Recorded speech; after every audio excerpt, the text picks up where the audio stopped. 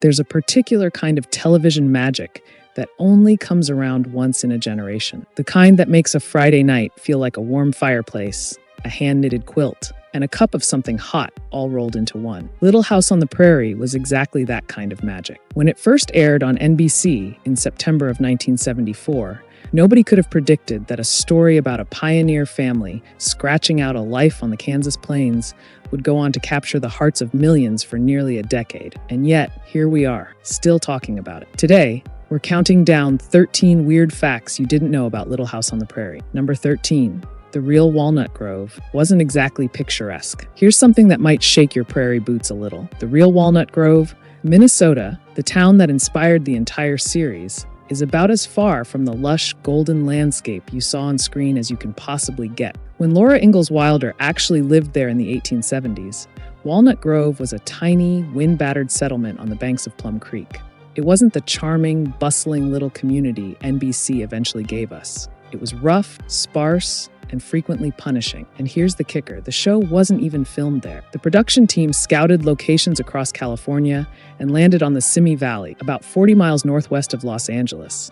Specifically, Big Sky Ranch in Chatsworth became Walnut Grove for television purposes. The rolling hills, the tall grass, the picture-perfect vistas, all Southern California sunshine, not Minnesota heartland. Now, the real Walnut Grove does exist, and they're rightfully proud of their connection to the Ingalls legacy. There's a museum, a festival, and more Laura Ingalls Wilder memorabilia than you could shake a butter churn. But the town that millions of people fell in love with every single week, that was Hollywood doing what Hollywood does best, taking something real and making it just a little bit more beautiful than reality ever managed to be. Number 12, Michael Landon rewrote the whole thing, literally. When NBC greenlit Little House on the Prairie, they weren't just handing Michael Landon a starring role. They were handing him the keys to the entire operation. Landon served as producer, director, and writer throughout the run of the series, sometimes all three on the same episode. That kind of creative control was extraordinarily rare for an actor in 1974, and it shaped absolutely everything about the show's identity. But here's the part that doesn't get talked about enough. The original pilot script, before Landon got his hands on it,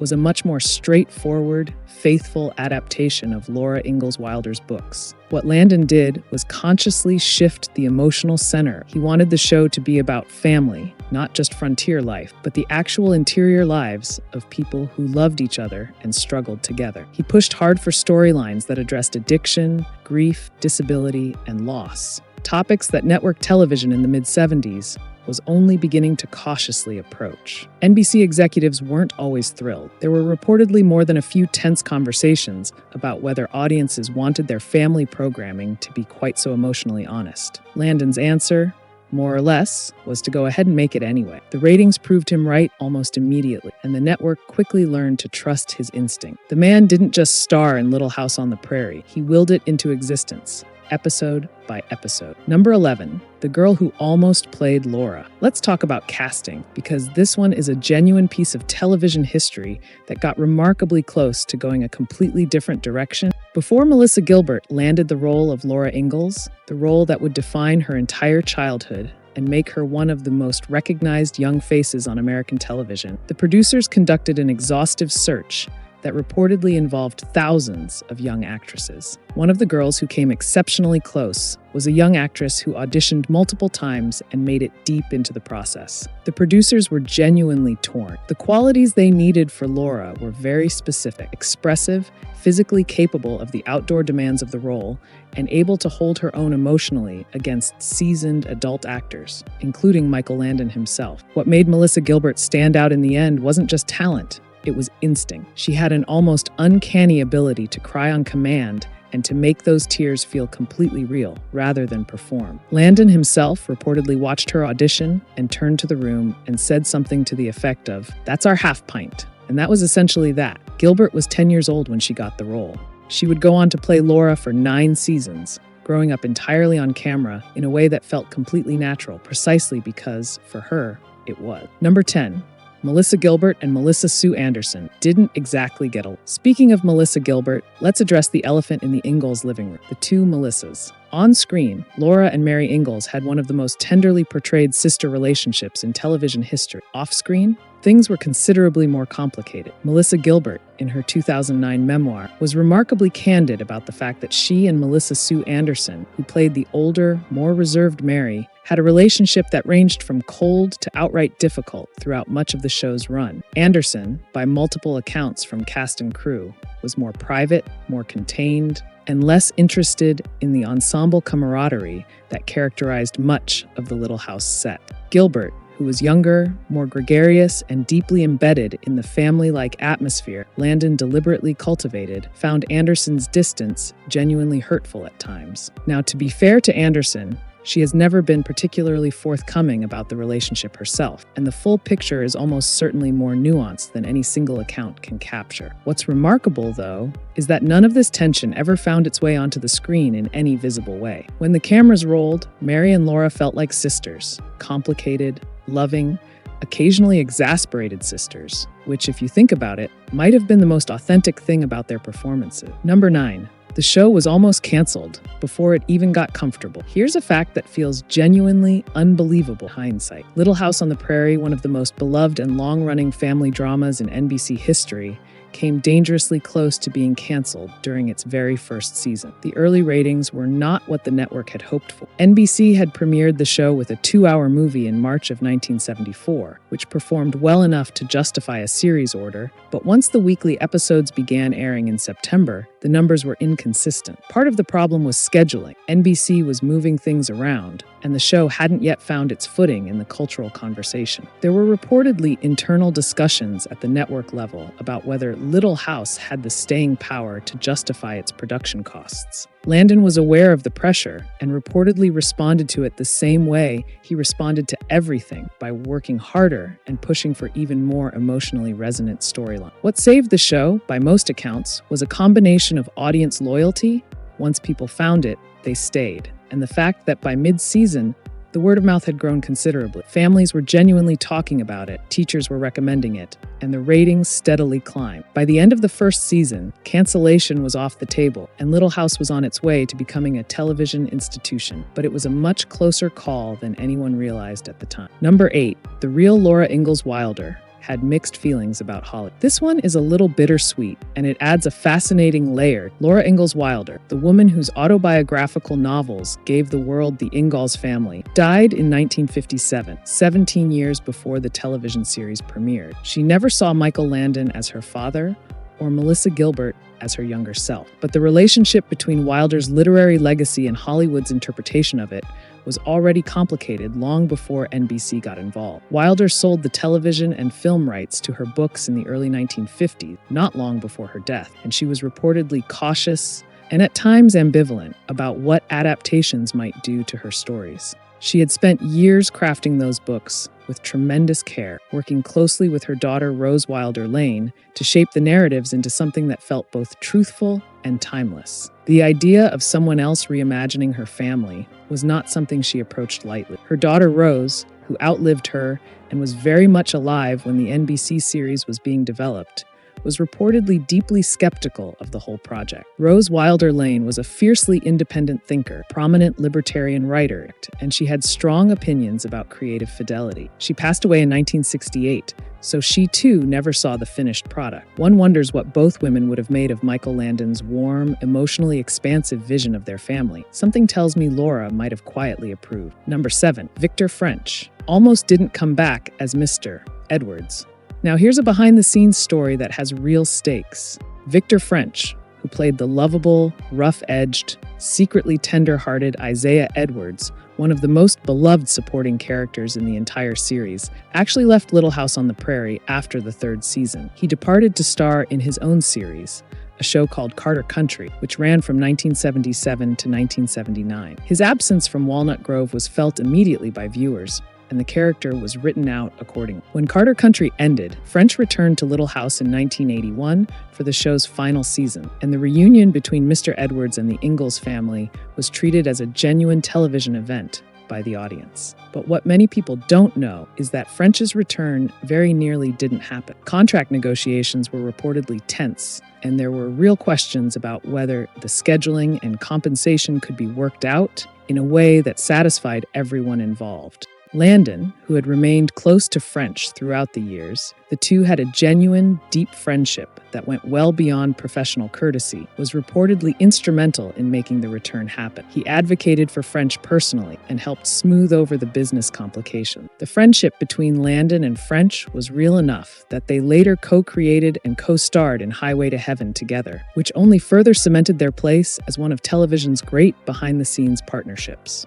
Mr. Edward's coming home to Walnut Grove wasn't just good storytelling, it was a genuine friendship finding its way back onto the screen. Number 6, the Oleson family was almost written very different. Everyone loves to hate Harriet Oleson, or rather, everyone loves Harriet Oleson because Catherine McGregor played her with such magnificent, committed theatrical excess that she somehow became as indispensable to the show as the Ingalls family themselves. But here's what's genuinely interesting. The Oleson family, as originally conceived, was meant to be far more peripheral. In Laura Ingalls Wilder's books, the Olesons are present but relatively minor figures. They're the merchants, they're the source of occasional conflict, but they're not the richly developed foils that the television series made them. The decision to expand the Oleson family into fully realized antagonists, with Harriet's spectacular snobbery, Nells's long-suffering decency, and Nelly's weaponized petulance, was a creative choice made by Landon and his writing team as the series developed. Catherine McGregor has spoken in interviews about how she approached Harriet as a theatrical character rather than a realistic one. She was playing a type, a specific kind of social climber, and she played her to the absolute rafters. The result was something magical. Harriet Oleson is legitimately funny in a way that very few characters on earnest family dramas managed to be. The show knew it too. As Harriet became more popular, her role expanded. What began as a supporting presence became one of the defining dynamics of the entire series. All because someone recognized that a great villain, even a comedic one, is worth her weight in television gold. Nelly Oleson was a composite character. Here's one that tends to genuinely surprise people, even dedicated fans of the show. Nelly Oleson, the perfectly insufferable, ribbon-adorned nemesis of Laura Ingalls, was not, in fact, a direct one-to-one adaptation of a real person from Wilder's childhood. She was a composite. Laura Ingalls Wilder's books reference several real girls from her childhood who contributed various qualities to the fictional Nelly, a girl named Nelly Owens. Yes, but also a girl named Genevieve Masters and another named Stella Gilbert, each of whom provided different threads of the Nelly tapestry. The television version, as brought to life by Alison Arngrim, synthesized all of these influences into a single, concentrated force of antagonism that was dramatically tidier and considerably more entertaining than any single real person could have been. Arngrim, he has spoken about being confronted by upset fans, children and adults alike, who couldn't quite separate her from Nelly. But here's the beautiful irony. Arngrim and Melissa Gilbert, who spent years glaring at each other across fictional Walnut Grove, were in reality close friend, best friend by many accounts. They grew up together on that set, confided in each other, and have maintained a genuine friendship into adulthood. The two girls everyone assumed must despise each other were, off-camera, practically inseparable. Number 4. The show tackled topics network TV was terrifying. Let's step back for a moment and appreciate how quietly radical Little House on the Prairie actually was. This was, remember, a show that aired on NBC in primetime for a family audience during an era when network television was deeply cautious about anything that might upset sponsors or affiliates. And yet, over the course of its run, Little House addressed drug addiction, alcoholism, sexual assault, terminal illness, racism, disability, and the death of children, sometimes all in the same season. The episode dealing with Mary's blindness is perhaps the most famous example, but it was hardly isolated. There was an episode dealing directly with the aftermath of sexual violence, unusually explicit in its emotional honesty for 1978 network television. There were storylines about morphine addiction that were written with a specificity that seemed almost startling given the era. Landon reportedly believed, quite simply, that audiences were more capable of handling emotional complexity than the network gave them credit for. And he was right. Not only did these episodes not damage the show's ratings, in many cases, they produced some of the highest viewed episodes of the entire run. The episode addressing Mary's blindness remains one of the most watched episodes in the series' history. What Landon understood intuitively was that families watching together weren't looking to be protected from difficulty. They were looking for a safe space to feel difficult things together. Little House gave them exactly that. Number 3. The town of Walnut Grove was literally blown up on purpose. This one requires a little context, and once you have it, It's somehow both completely absurd and entirely fitting. When NBC announced that Little House on the Prairie would be ending, Michael Landon had a decision to make about how to close out the story of Walnut Grove. The answer he arrived at was, to put it mildly, not what anyone was expecting. In the series finale, which aired in 1984 as a movie called The Last Farewell, Walnut Grove faces a land grab by a corporation that legally purchases the town itself, meaning the residents are effectively evicted from their own community. Rather than allow the town to be taken over, the residents of Walnut Grove make a collective decision to blow it up. Every building, every beloved landmark, gone. The church, the mercantile, the mill, all of it, demolished on screen in what became one of the most genuinely stunning endings in television history. Landon's reasoning was that if the townspeople couldn't have their home, then no one would. It was a defiant, almost mythological conclusion, and it was entirely his idea. The network had concerns, naturally. Viewers had concerns. But Landon felt strongly that the ending needed to mean something, that simply riding off into the sunset would have been a disservice to a decade's worth of storytelling. What he gave audiences instead was a goodbye that nobody could ever forget. Whether you loved it or found it utterly baffling, you absolutely did not forget it. Michael Landon modeled Charles Ingalls on his own painful childhood. And now we arrive at the heart of it, because everything about Little House on the Prairie, when you trace it back far enough, leads back to Michael Landon himself. Landon was born Eugene Maurice Orowitz in 1936, and his childhood in Collingswood, New Jersey was, by his own account, genuinely difficult. His father was largely absent emotionally. His mother struggled with mental illness and was reportedly volatile and unpredictable. And Landon grew up with a profound, aching sense of what a father should be, based entirely on what he felt he'd been denied. Charles Ingalls, the character he created and played for 9 seasons, was the father Landon had always wanted. Warm, patient, physically capable, wise, and present. Deeply, unconditionally present. Every choice Landon made about how to play Charles was rooted in that longing. He has spoken about this in various interviews over the years with a candor that is, honestly, quite moving. He used that role to work something out about himself that had been unresolved since boyhood. The result was a portrait of fatherhood that resonated with millions of people, precisely because it was drawn from something genuinely felt rather than simply performed. Audiences could sense it,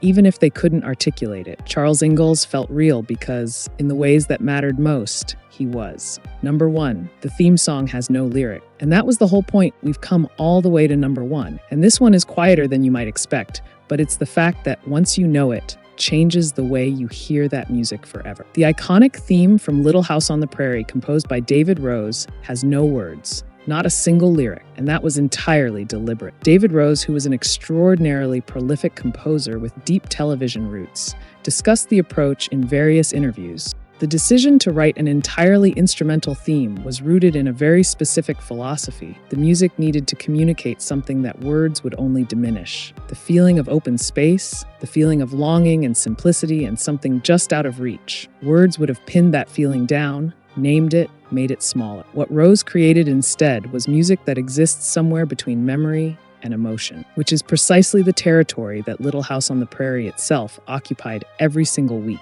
The theme is gentle and sweeping and slightly heartbreaking in a way that you cannot entirely explain, which is exactly right for a show about people who worked very hard and loved each other very much and still lost things constantly. There's a reason that music can make a grown adult tear up before a single frame of the show has even appeared on screen. It isn't nostalgia exact. It's something older and simpler than. It's the sound of home, the idea of it, the memory of it, the ache for it. David Rose captured all of that without using a single word. And honestly, 50 years later, it still sounds like a miracle. And there you have it, 13 facts about a show that was, and remains, one of the most genuinely human things network television ever produced. Which one surprised you most?